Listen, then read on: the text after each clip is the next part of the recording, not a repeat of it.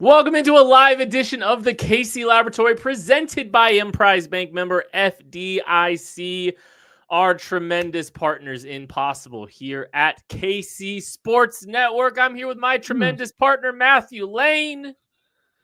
Matty,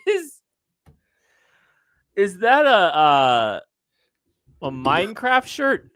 Yes, it is. It's St. Patrick's Day, buddy. We got to have the green on and everything. And so you're over there. I should pinch you. I should. I can't do it because we're in, different locations, but it should happen. I hope a kid comes in and does it. But yes, I do in fact have a nice little creeper shirt here.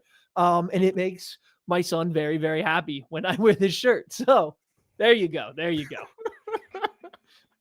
We'll switch to the green Bass Pro app. Shirt going on. That was the sound of a creeper exploding. It hisses and then blows up. Oh, is that a Minecraft thing? It is a Minecraft thing, Kent. You're welcome. This is how you know that I'm a youth and you're a very old. How much Minecraft have you played in your life? Oh gosh. I just when the kids ask. Okay, fine. You want to ask? We go down this road. This is how we're starting the show. Let's do it. I've tried really hard to get my kids into like Nintendo Switch games or like other video games because I liked them when I was growing up. I played a lot of sports games, first person shooter games, third person, whatever it may be. They haven't really been that interested in a lot of Switch games. They are much more interested in Roblox or Minecraft. And so, in order to hang out with them and play some video games, I had to learn the old Minecraft game. And here we are buying creeper shirts. Did you ever play Roller Coaster Tycoon? Yes, but it wasn't like my favorite game. See, I feel like that was like our version of Minecraft, where you could actually build roller coasters and you could actually do stuff like that and build things. I did the Sim City building one. I forget the name of it, but where you could build the cities and then have the natural disasters come in and try to destroy them and stuff. Yeah, I did that one before. I wish you guys could all see Tucker behind the scenes just nodding his head about every scene. He's like, these guys are talking about such old stuff right now. Remember when the other thing remember Pong? Remember when that came out? Yeah, no, we can text Craig about that one. When you were 9 and you got an Atari? Okay, I'm not that old. Oh, okay. You're 34, Matthew. That's a lie. Don't let anybody else tell you anything different. Anyways, thanks for hanging out with us today. We appreciate you. That'll conclude Minecraft talk. Yeah, that will conclude the Minecraft talk for the rest of this show ever. Have you real quick? Sorry, have your kids got into Mario Party at all? Have you tried Mario Party? We haven't. We have Mario Kart, which they will play a little bit of, but they. Neither of them handle not winning very well, and so it's been quite the battle to do some games where there is a winner and a loser. How often do you hit your kids with the too small when you're playing Mario Kart? I can't. I've learned I can't talk trash to them. Now, when Rachel, my wife, plays, it's game on. But when it's the kids, I've learned I can't even look at them. I just have to look the other way and be like, I'm not actually trying to win. I have a hard time believing that you don't talk. I just have a hard time. Not to my children. Even your offspring, I just have no expectations that you would just. Wait, this is with Mario Kart. If we're playing tag or something, let me tell you what, we're out there talking like Jair Alexander. Okay, we go Kobe Bryant on him. You should try Mario Party because there's enough randomness that you're not always going to win. There's a few things That's a lie. There's a few things you won't win. No, I promise you. And so what we do, so we're a family of 4, but the 3-year-old, we're not giving him a live controller. So we just set Donkey Kong up as the CPU. And so he's Donkey Kong. He thinks he's playing the whole time. Just, sitting there eating a yogurt without even touching the controller, thinks he wins. It's great. Then the other 3 of us play. And there's enough randomness. Ira the Culture saying, or Ira the Creator saying, hi, Maddie Lane. Hi, Maddie Swanson. I don't know who Maddie Swanson is. I don't know who Maddie Swanson is on this fine Monday. This is the KC Laboratory with Ken Swanson and Matthew Lane. So, yeah, we should probably talk football though. It's enough. This is 5 minutes of good video game talk and some strategies. I am very interested in some of these comments because I was a big fan of GoldenEye. Halo when it came. GoldenEye was a game changer too. Slam and Sam. I, younger than Kent, wasn't as deep into GoldenEye as some others. Like I definitely played it, but I don't think it was like fully clicking to me at the time, like how to be good at the game. I was just like, oh, this is kind of cool, and everybody likes it. So it was definitely from sports games, it was more Halo, and then like Call of Duty, the second one, Big Red one, are the two games that I was like, oh, this is what a video game is fun for. SSX Tricky Forever. He's getting a shout out there. We got a little Age of Empires going here. Played that. Crash Bandicoot and Spyro. Those are some blockbusters. Can you beat it before you got to get it back in 7 days? Yes. I will. So first PlayStation I ever got was at a garage sale. It was $20, and we were not the most well-to-do. It was a complete luxury to get a used PlayStation. And we didn't even have games. Do you know what we had? I don't know if you remember these, Matthew. I know what you're. I know you are 34 years. You know what I'm about to say? Mm-hmm. What am I about to say? Have we talked about this before? Those little demo discs that came with I don't even remember what they came in, but I know the demo disc that had like one level of 7 different games on them or whatever. I know exactly what you're talking about. It was 2 Pizza Hut demos.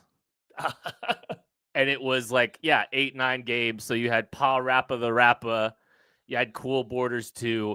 But the one, my brother played the first level of Tony Hawk Pro Skater so much. I think he scored I don't know if I've seen very many people score more than him on Tony Hawk Pro Skater 1.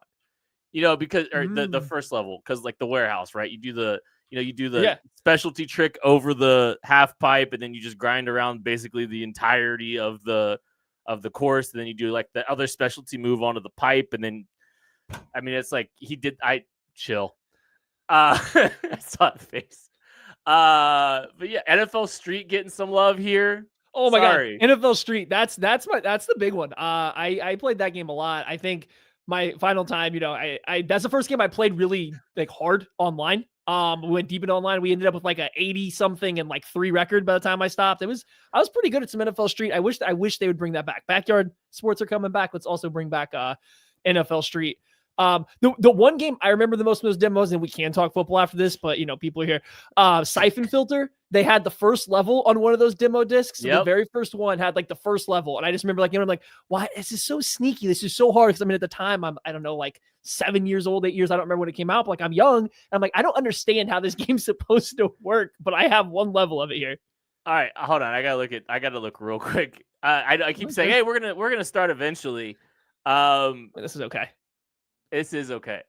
Pizza Hut demo disc 1 was Crash Team Racing. Pause. Yeah, I know. Pause. Chill. Final Fantasy, Ape Escape, Tony Hawk. Crash Team Racing, also a great game. Disc 2, Tetris, Spyro, Gran Turismo. Oh, yeah, that's a good one. I remember Gran Turismo more on maybe PlayStation 2. They had come out with a new one when that first came out. So I remember playing that with my dad a lot. And you had to learn how to race on the dirt roads and the streets at the same time. It's a fun game too. Oh, I think Need for Speed, Hot Pursuit. Woo, that's a banger right there. Never got into that one. We had Cool Borders 2 was one of our favorite games, our first games ever. Tony Hawk Pro Skater was the GOAT. It still probably is. All kinds of great. Twisted Metal. We're getting some shout outs for Twisted Metal. God. Great game. Y'all youths don't know. Y'all youths don't know about this. Matty Lane obviously does because he's well over 30 at this point. Anyways, I've tried to switch to football 3 different times, and I can't help myself. This is great. The chat was here for this. We needed it. One more. Microsoft 3D Pinball. Loved that. I don't know this one, I don't think. What? It's a computer game? The Space Cadet Pinball? Mm-mm. Can I say something else?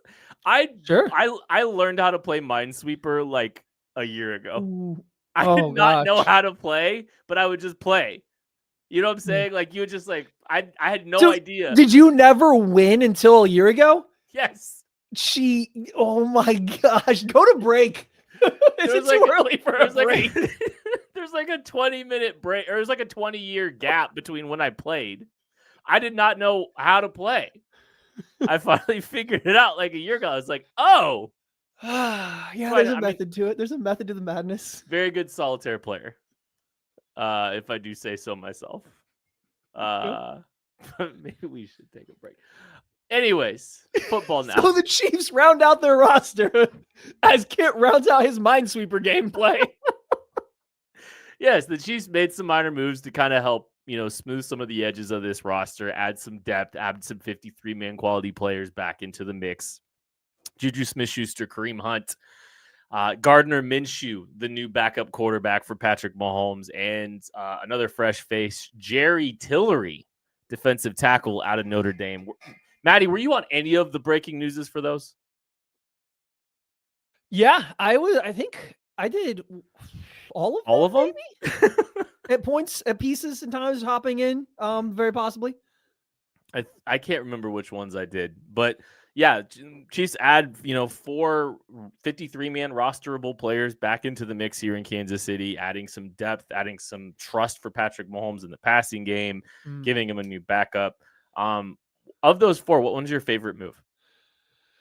Oh gosh. So Tucker is correcting me here. I was not on the Mr. Kareem Hunt one. I had Slacker. Nate step in for me, and he did a phenomenal job of taking my place on that podcast. Let me tell you what. And so I was on the other 2, however, for bits and pieces. I mean, my favorite move of the bunch, I guess, is Juju Smith-Schuster.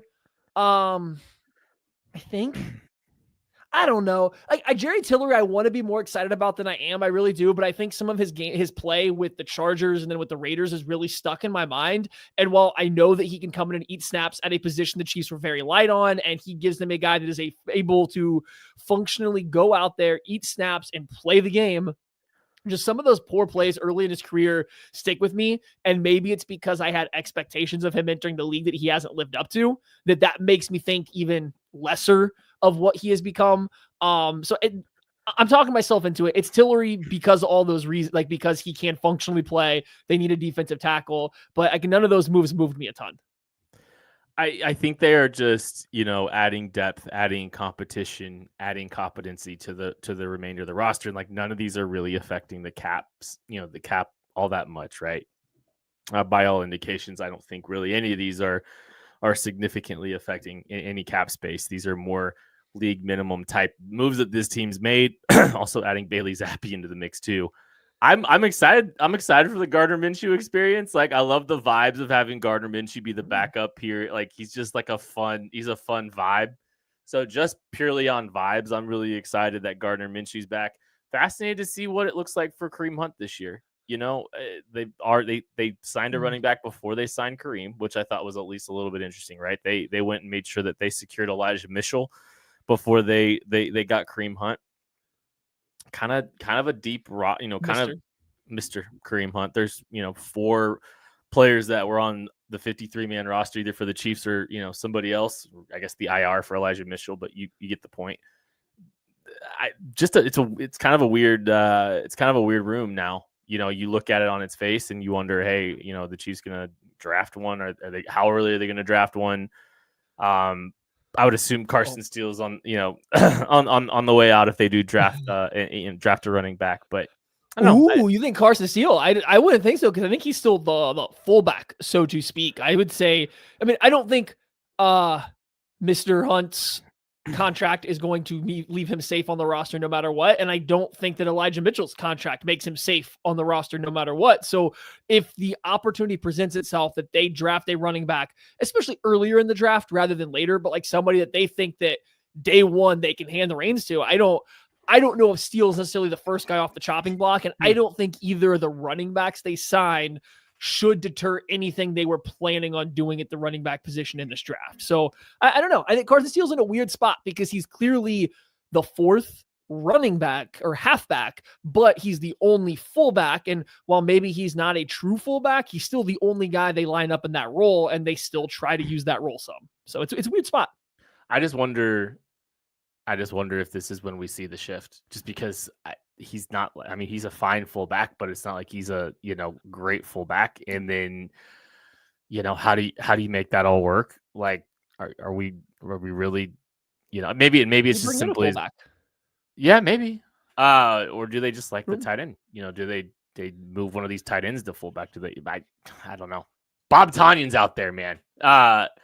I don't know. Yeah, but they love the two-back thing, and they love the option of that fullback dive. Like Bob Tanyan or Noah Gray aren't threatening anybody on that fullback dive. Hey. Or if you go, I think they could go Isaiah Pacheco and Mr. Kareem Hunt as your two backs, so you still have the threat of the fullback dive. It feels a little different because you don't expect either of those guys to like be the lead blocker on something else too. Whereas Carson Steele functionally can be a lead blocker, like he's not awful at it. He's not completely unusable as a lead blocker. So I don't know. I just think he's in a really weird spot with this roster going forward. I think the running back room is very crowded, but nobody feels like secure in their spot. And Isaiah Pacheco, I think, securely on the roster, but like I don't think he's locked into being their running back one by any stretch. So just nobody's secure on where they're like slotted into this roster at this point in time.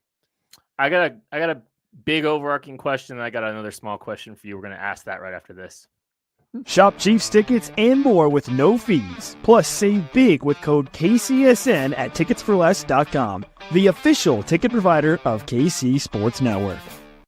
Success in real estate takes more than vision. It takes the right financial partner. When someone takes something rundown and turns it into something great, that's called a comeback story. Like Bryan Group. They take distressed properties here in KC, completely rework them, and then turn them into valuable real estate. But that kind of work needs the right bank behind it. Enter Emprise Bank. They're not about cookie-cutter loans. They saw Bryan Group's vision, backed them, and now they're making big moves in Kansas City real estate.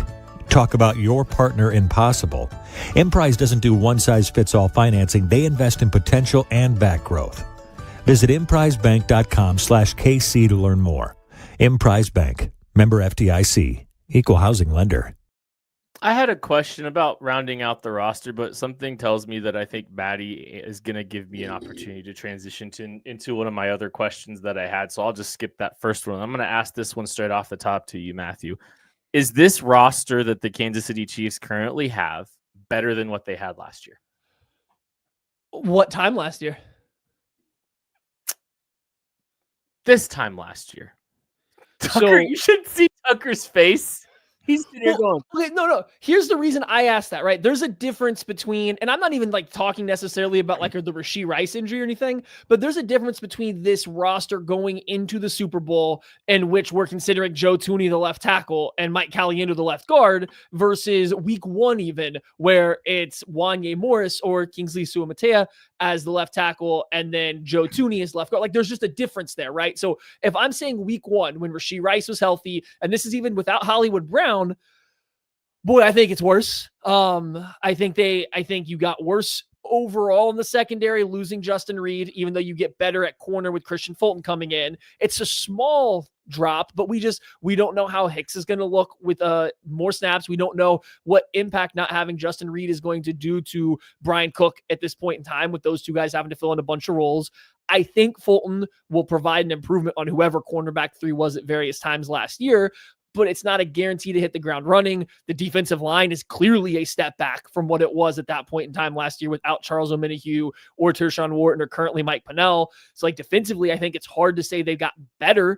And then on the offensive side, I mean, realistically, you got way worse at left guard and maybe better at left tackle. So like, I don't know. If we're looking at week one, I think they've definitely taken a step back from where they entered week one last year.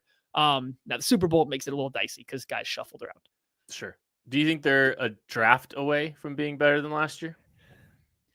It's possible. A home run of a draft can definitely close the gaps, right? Like can definitely close the distance there. I would say an average draft, and even an average Brett Veach draft, which has been generally pretty good.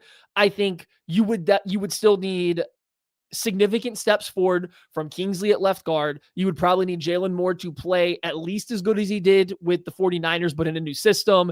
And then you would probably want to see a couple guys in that defense take a step forward. And like, who are we? Like right now, we don't know who those players are. That would probably where most of your rookies would come in. So like, yeah, I think with a very solid draft, they could get there or at least about even. And so I've been thinking about this a little bit over the last couple of days about whether or not this roster is currently better than last year's, but also just the sustainability of being better than last year almost to a degree, right? And that doesn't mean that they may not match up better against somebody in the Super Bowl the next go around, right?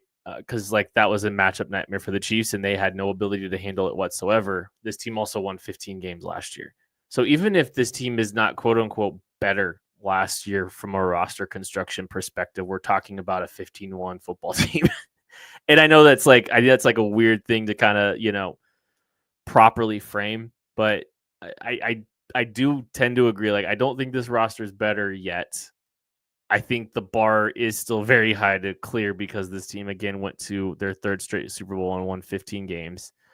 I also feel like this is kind of a crucial pivot point for the organization for the next phase of whatever's next. Like this is that last year that you have the 2022 draft intact with all of those defensive draft picks. I think they've done a good job of bringing some people back that I think, I think, adding Hollywood back to the mix and actually getting the Worthy Rice Brown combination finally, as it was intended is a plus. Yeah. I mean, maybe we'll see. Well, I mean, I don't mean suspension. I just mean injury. Like ACLs, just typically guys come back from relatively quickly, and some guys take, that they need that extra year. You want them the year after they're coming back from the injury. But like Rashee Rice is coming back from a less common injury. We just don't know how quickly that's going to turn over. Plus, then there is the suspension thing. So those things I think stick there. I also want to protect myself a little bit. I think you were getting like here too in some ways. I think the roster from top to bottom they need a really good draft, I think, to even get on par with what they were last year, week 1 entering the season.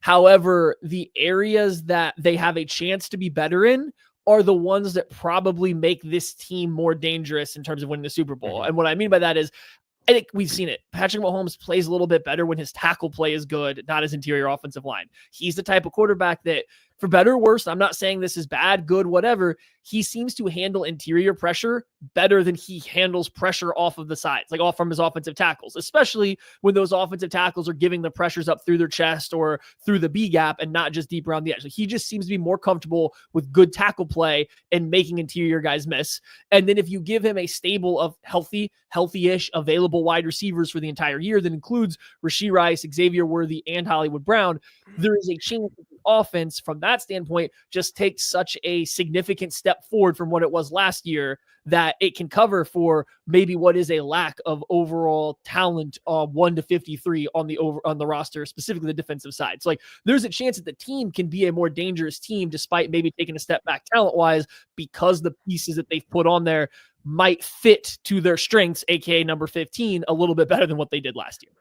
Well, and I think having the cornerback position more settled could be huge for the secondary because of the best version. I know without Justin Reed that still matters, but like I really like Jaden Hicks. If he takes a step and you've got some more depth and capability in the cornerback room, like that's a huge step in the right direction for that secondary being dynamic yet again. A lot of continuity in that back end still as well, and Bolton's still back. Like there's some good stuff there in the back seven. But yeah, like I think it's the offense. Like I like that, I like Trey Smith being back. I think they've got more competent at the left tackle spot.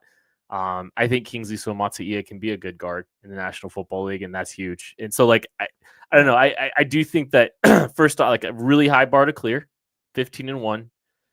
Yeah. Compounded with also like they're better in some areas that were big problems for them last season, and there's still a draft to try to get better. And it's like, hey, they're in a decent spot where we'll talk about week 1. We'll talk about week 1 in a little bit. We'll get there in a minute. But the question I was going to ask you, and you brought it up a little bit. Yeah. Was defensive tackle. Like that's one of the places, and just along the defensive line. And like, hey, look, like they didn't have Charles Omenihu for a big chunk of last season. So, it's not like they had Charles Omenihu for the entirety of the year. When I look at defensive tackle, Derek Nottie is on the way out. He's going with the New York Jets. Congratulations to him. I hope he made $40 million and counts against the compensatory formula this year.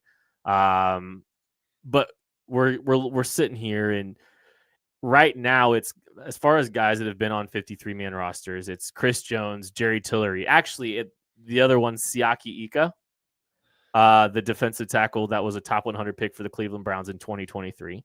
Sleeper. Also, Fabian Levette. Player that had a pretty decent draftable grade for us in the KCSN draft guide. good fit, some good tape in college. I guess I'm looking at this. I'm just going, do we think, Matthew, that Chris Jones, Jerry Tillery, and a top 65 pick is enough along the interior? I'll just ask it like that. And like maybe Siaki Ika comes into the mix, maybe Fabian Levesque comes into the mix, but I'm just like, I'm looking at this interior and I'm just going, what do we got to do here? This is a tricky question. So can I put Mike Pennell back in here just to make this case here? Yes, if Mike Pennell comes, I think that's fair. If Mike Pennell comes back to this team and you have Chris Jones, Mike Pennell, Jerry Tillery, Siaki Ika maybe, and then a top 65 pick at defensive tackle, is that enough? Yeah, I think that is enough, and that seems to be kind of like the avenue that they are going for.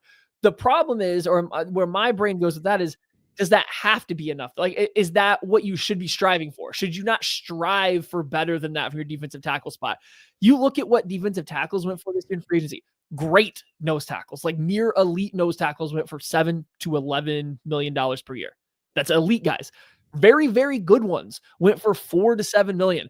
Did the Chiefs really not want to partake in any of those contract ranges for players that are significantly better than what they got out of Derek Nottie and Mike Pennell last year? For players that are significantly better than Jerry Tillery, who's not a nose tackle anyway, just for a player that is like, why not play at those very reasonable price points for better defensive tackles? And I understand since the Jaron Reed experiment, they haven't really invested anything in defensive tackle next to Chris Jones. I would say last year was the first time you got really good defensive tackle play from like Tershawn Wharton next to Chris Jones. Mm-hmm. And like part of that is because of Chris Jones. How much of that too, though, did Chris Jones need? Like Chris Jones isn't getting any younger.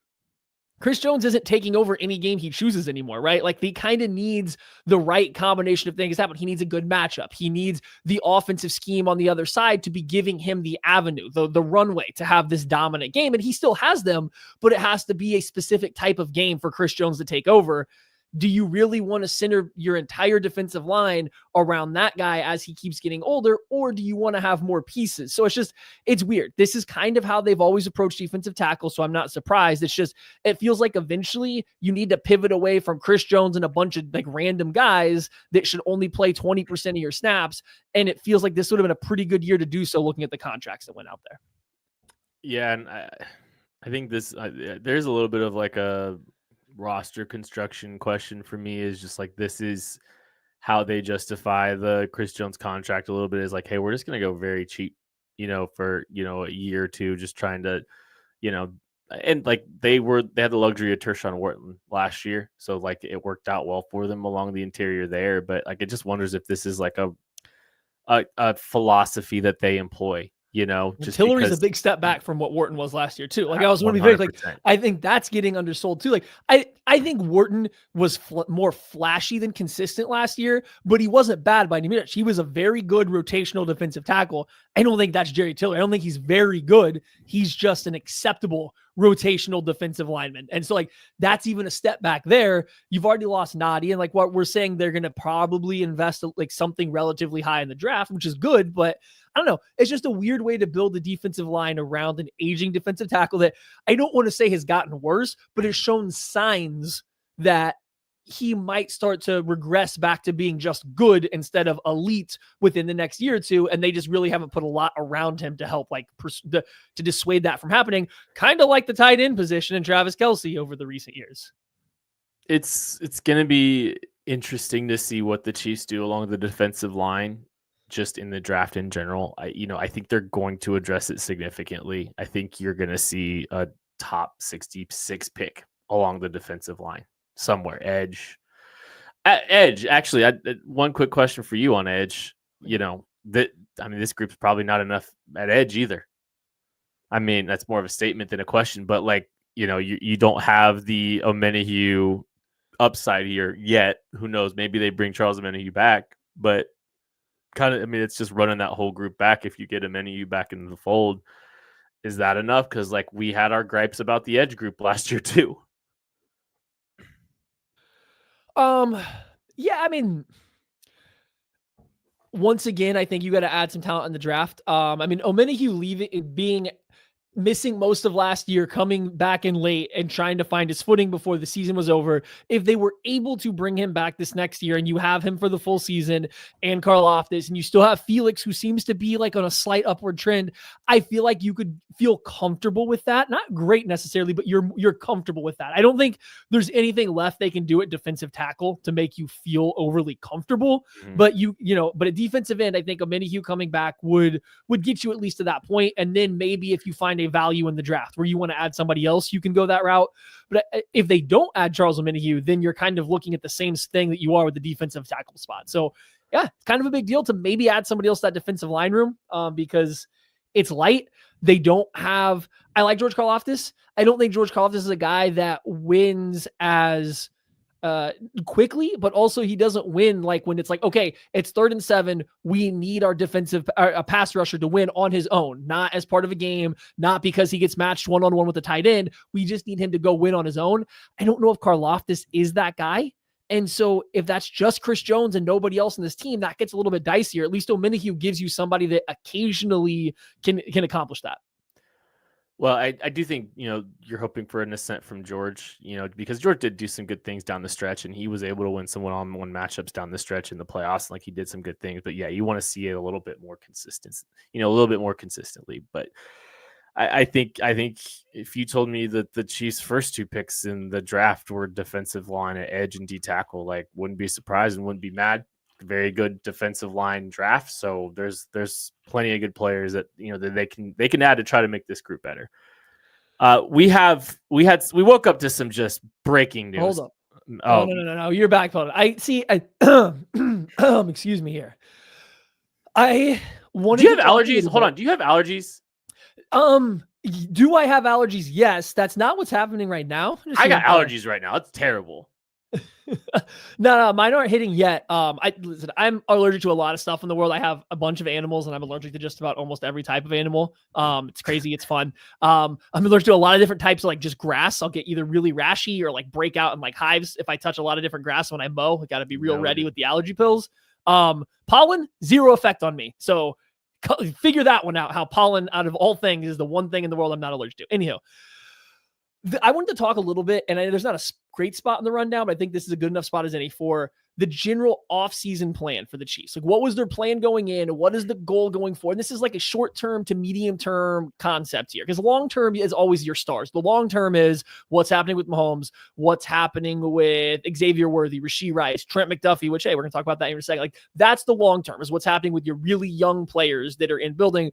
But short to medium-term, I have a few bones to pick with I think the Chiefs off-season plan has been. And Kent knows what I'm talking about because we've been talking about it for a long time, like in the private DMs and stuff. But moving on from Tooney to get okay draft capital in return, not great, but not bad, just okay draft capital in return and save a little bit of a cap space, right? Okay, I can get behind that. What are you going to do with that cap space? Are you rolling it over to next year so you can make a big splash then? Are you just trying to simply get younger and you're having a reset year, so we're going to save that money, we're going to use it elsewhere? Are you still trying to compete right now and you want to spend that money to get better somewhere on the offensive side of the ball because you're clearly losing one of your most important offensives, and the Chiefs spend all that money on a big shot of a backup left tackle?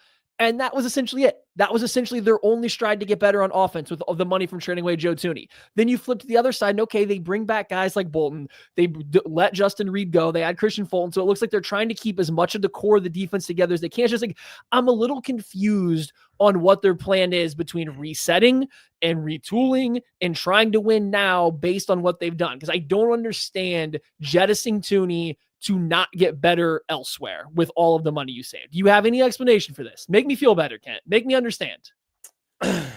I think first starting with the context of 15-1, and they needed 16 games to achieve the 1 seed and went to the Super Bowl while playing Joe Tooney out of position at left tackle.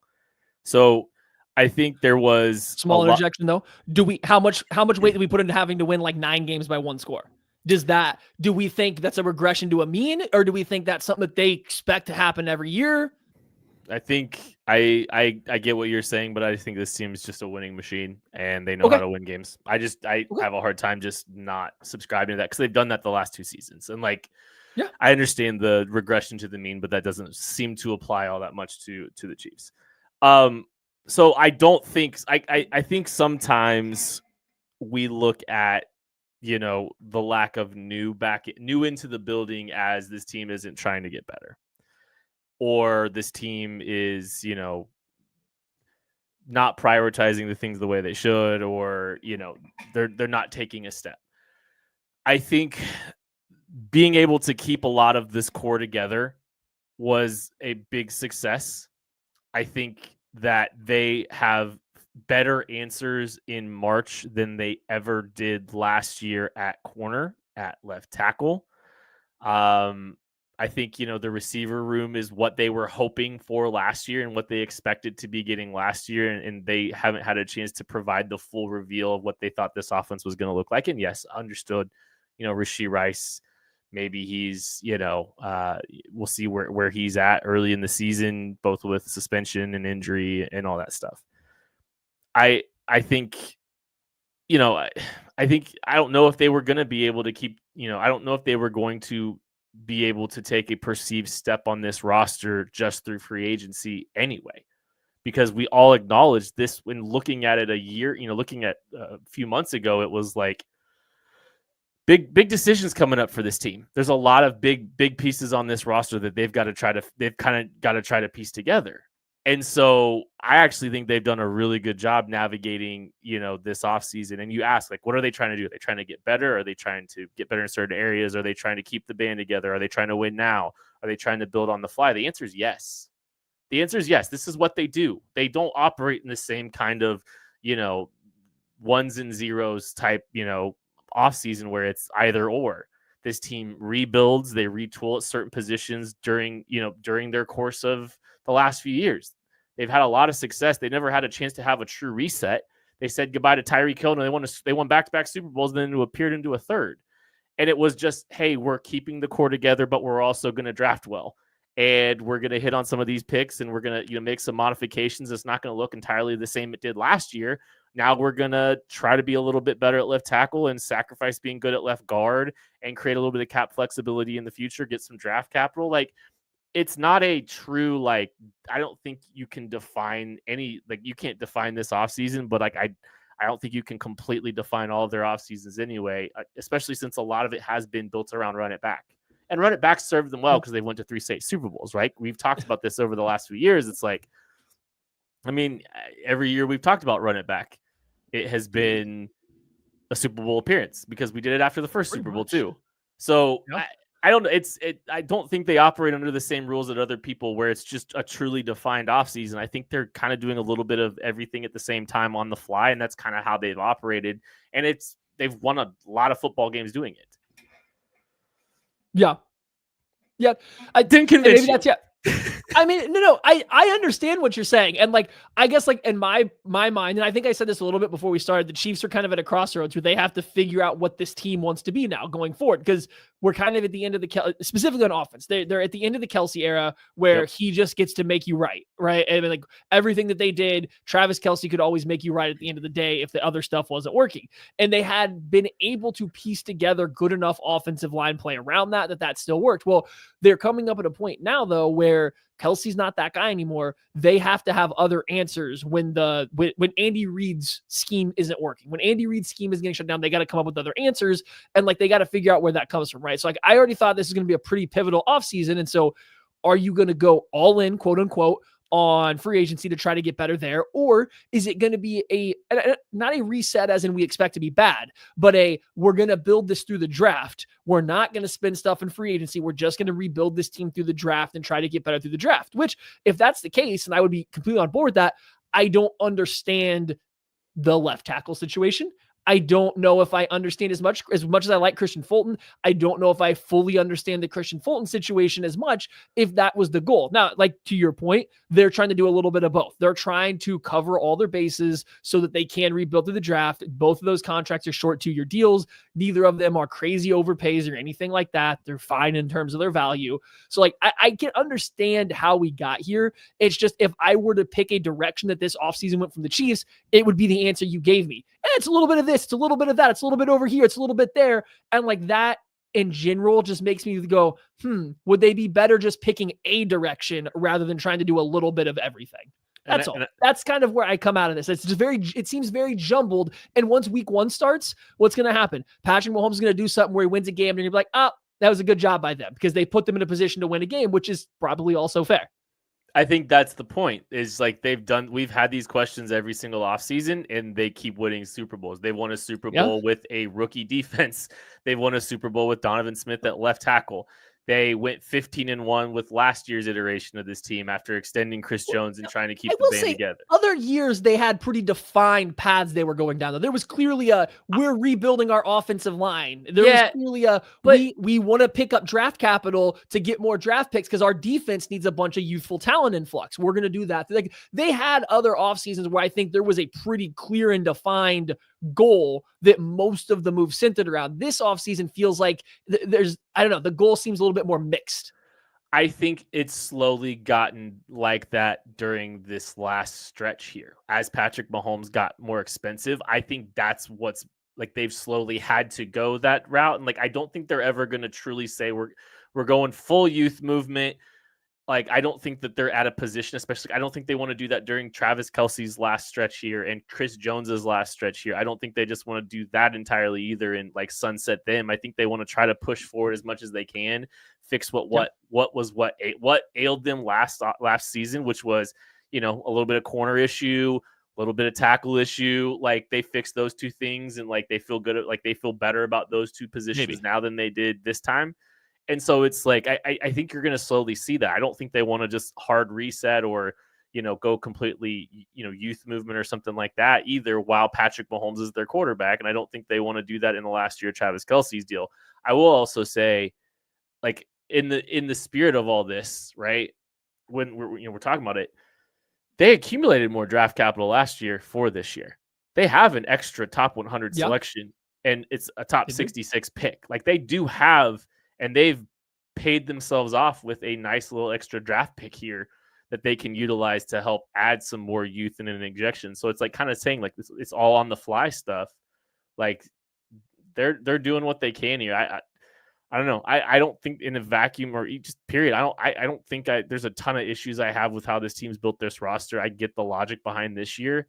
I like that they have some shorter 2-year deals that kind of help you bridge the gap between, the exodus on the defensive side of the ball, like Christian Fulton being, on the defensive side of the ball, getting a 2-year deal that can kind of help have some stability with him and Trent McDuffie at the cornerback positions in 2026. Same with like Jalen Moore. They give themselves some options and to try to figure the tackle position out for the next couple of years without being, without knowing what kind of opportunities are going to present themselves. Like, those are short and long-term deals, right? Like those are some moves that kind of help them navigate the next couple of years. And so like, I think it's a balancing act, but it's a balancing act that they've handled extremely well over the course of the last, 3 seasons. And they've won 2 Super Bowls and won 15 games last year doing it. All right, we're going to take a break. We're going to talk about the cornerback position right after this. Thanks for listening to KC Sports Network. Make sure you download our new app. Find it on the App Store or Google Play. Just search KC Sports Network. Entertain, educate, inform. KC Sports Network. All awoke to the big news that Derek Stingley signed a 3-year, $90 million extension with $89 million guaranteed. The cornerback market's blowing up, and social media was up in arms about the Trent McDuffie deal. But, Maddie, we've seen, Derek Stingley, and we'll get into that contract here in a second, but like on its face, it was a, $30 million APY, according to some. We've seen JC Horn getting $25 million APY. I don't know if you're super surprised by the cornerback number going up. Have you been surprised to see this at all? No. Okay, so 2 things.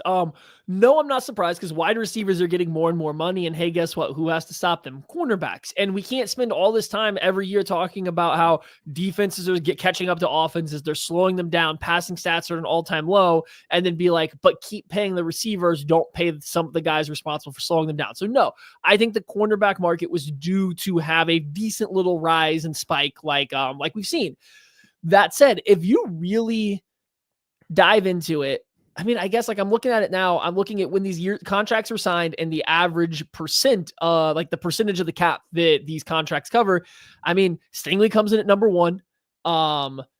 But then after that, you got Marshawn Lattimore, who's last signed his contract back in 2021, is number 2. Jair Alexander, who signed in 2022, is after that. Marlon Humphrey from 2020. So like, it really doesn't. The cap's going up even faster than these cornerback contracts are going up. Is I guess what I'm trying to say. Guys are getting paid more money, but the percentage of the cap it's not keeping up with. So I guess it's not as big of a spike as I initially thought when you start to look at it that way.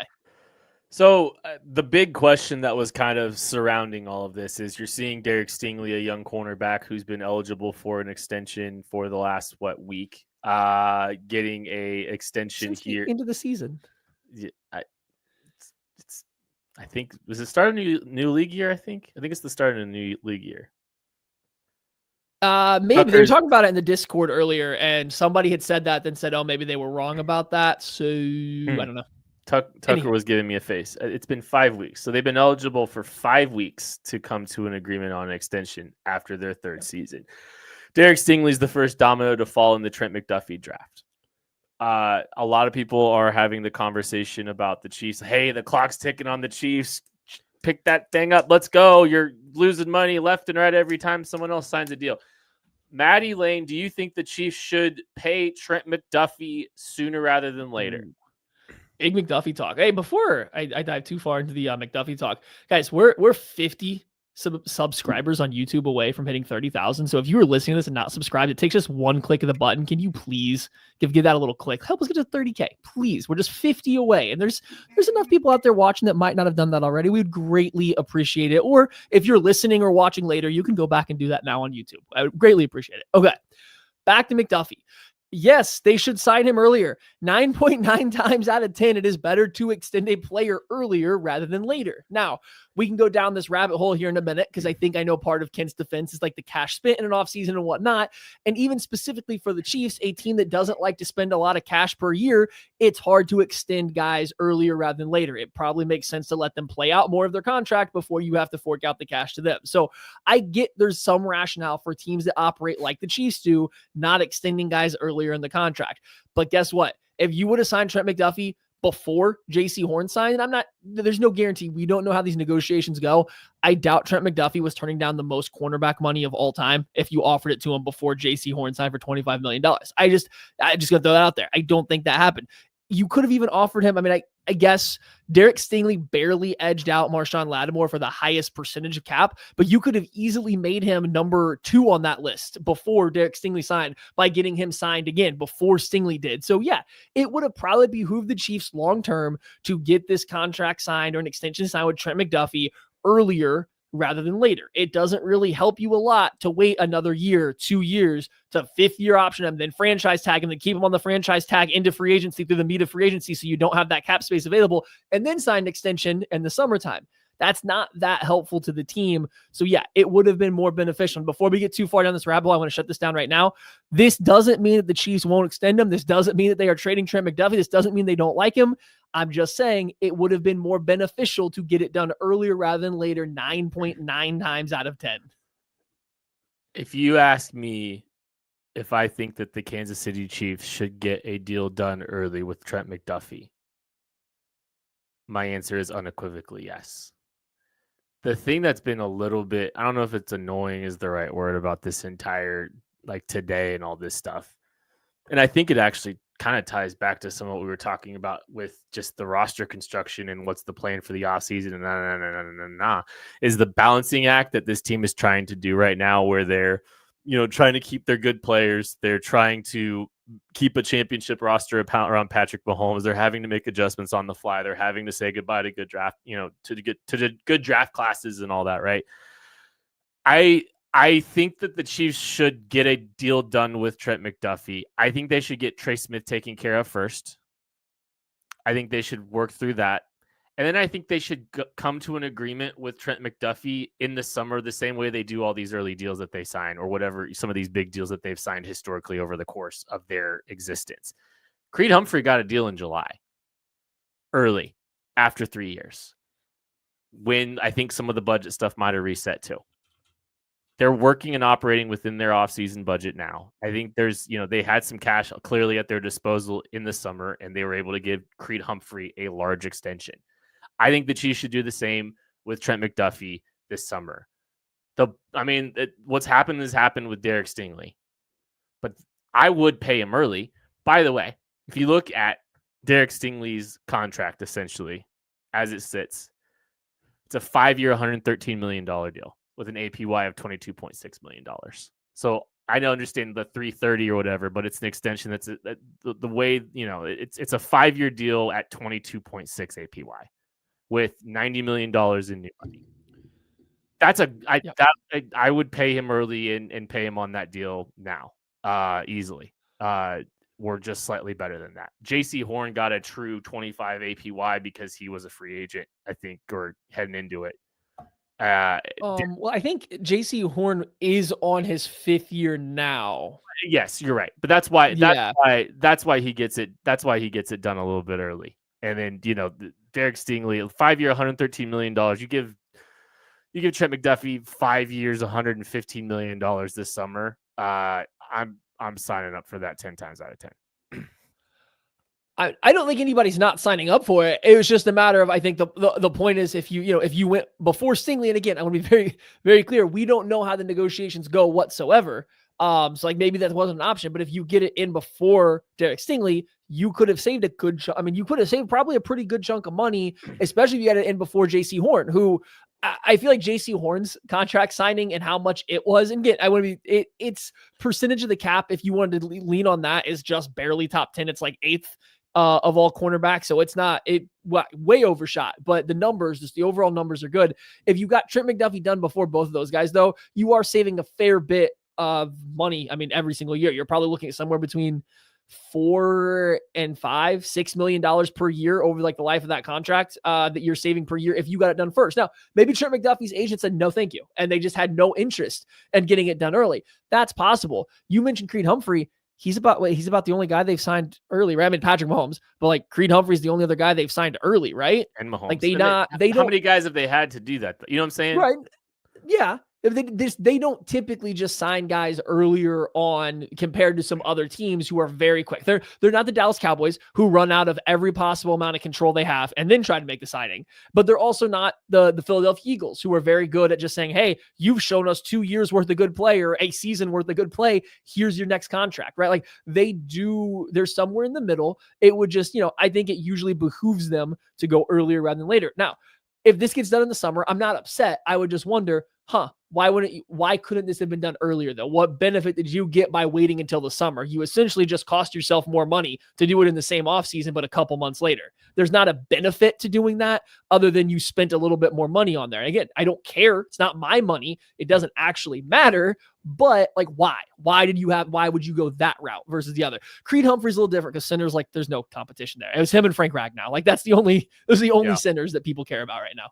I think there's a cash budget and a cash timeline, like when that cash injection happens and when, like that the Chiefs operate within, it appears. And, I think with Trey Smith more immediate for them right now, and it kind of feels like the Chiefs will get one deal done and then move on to the next one, and then get one deal done and then move on to the next one. I think they're going to get this Trey Smith one done. It's more immediate. They need to get it taken care of. And like, that's probably part of what would be holding up the next big conversation about a Trent McDuffie extension, if there's going to be one. And by the way, I think the Chiefs tried to come to Nick Bolton with an extension last year, and he didn't want to do it. So yeah, they tried to go that one early, but not Trent McDuffie. Come on now. Well, we don't know if they're done. They don't know if they're trying to do Trent McDuffie or not yet. We'll find out in July. I understand. They do. We'll find out in July. I get it. But I think they need to get Trey Smith knocked out and then go moved on to McDuffie. But like, I'm not worried about it. I understand why people are up in arms, but if they get a deal done in July, you're going to be laughing at that contract figure in 2 years, maybe even an off season. Like, you're still going to be getting a surplus in savings at some point very quickly if you get a deal done with Trent McDuffie in July. Yes, maybe you could have benefited a little bit from Stingley going in before Stingley, but you're going to be benefiting from whatever happens in the 2026 offseason and 2027, and you'll be like, chump change. Same thing with Trey Smith coming up. Real quick, Matthew, I'll ask it. I got 3 minutes. I unfortunately have a hard out tonight. Do you think that this roster's week one ready? Like, if they could they roll the ball out and go play today and have success and win football No, games? they don't have a nose tackle right now. They don't have a nose tackle right now. So that's aside them for rolling the ball and play. Would I feel comfortable with what they have at defensive end or running back right now? No, but they could functionally go out and play with those positions. The only thing holding them back right now is defensive tackle from being week one ready. I would just have some uncomfort with Mike Dana and Felix being your only defensive end rotation, and with the running back room being essentially what it was last year, plus a very injured Elijah Mitchell being added to the mix. I think they're close. I think defensive tackle. Yeah. I think defensive tackle is a big one. I'd like to see him add a veteran there. But I think there's a lot of good things on this roster. I feel pretty good about where they're at. And again, they have 4 top 100 picks. I know some people are like, yeah, this draft stinks. It doesn't stink. It's not 2013 like some people were trying to say. It's just maybe not built the same way as some of these other drafts with high-profile players and fantasy football players that people are excited about. There's a lot of good ball players in this draft, and there's some good deep positions that the Chiefs need to take a look at, like defensive line, edge, and I think they can fill some spots there. So I think we're getting closer, and I think we're pretty dang close. And I like a lot of this roster, and I think they've done a good job of reallocating resources to fix some of the things that kept this team back last season. But I'm excited to see what this injection of talent is in this draft. Like, Malachi Starks at safety and then a couple day 2 defensive linemen. Like, that would be, I think you'd feel pretty good about where this roster sits heading into there. So, I don't know. I'm excited to see where they go with this. My offense. Do what? Please save my offense. We'll get there. Maybe there's a running back in the mix for them too. That's gonna do it for this episode of the KC Laboratory. Thank you all so much for listening, watching, supporting. We love you. We appreciate you. We'll catch you later. Slam and Sam, Ski Free is the skiing game with the Abominable Snowman. Great game on the computer.